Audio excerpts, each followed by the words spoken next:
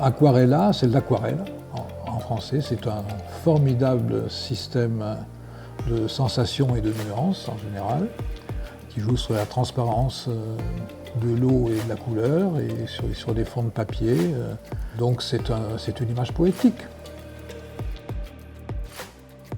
Et oui, l'architecture, c'est créer une ambiance. C'est créer des lieux qui sont à la fois dedans et dehors.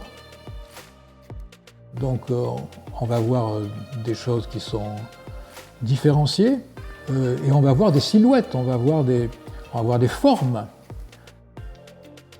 Et c'est imaginer la vie de ceux qui vont être dedans, qui vont vivre là.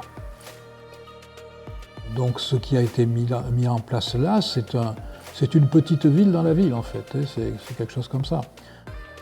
Parce qu'il y a quand même beaucoup de terrasses qui sont vivantes, beaucoup d'activités qui sont partagées. Et quand on rentre dans cette architecture, en fait, on se promène dans un quartier. Donc on met en place à chaque fois des loggias ou des balcons qui sont en relation avec des vues. Donc tout ça, ça fait partie de l'architecture. Et l'architecture, elle n'est pas plus belle parce qu'elle est toute neuve. Et puis surtout, on imagine ça dans le temps.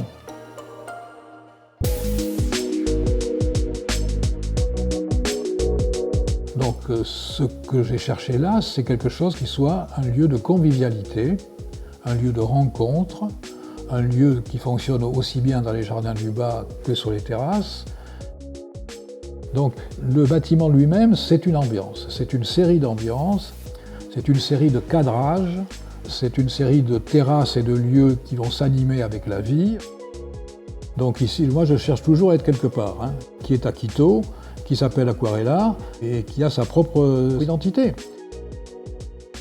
Je pense qu'à travers les appartements et les terrasses qui vont être végétalisées, on va être dans quelque chose qui a une matérialité, devrait être telle que tout ça marche ensemble et crée de l'harmonie et du plaisir de vivre.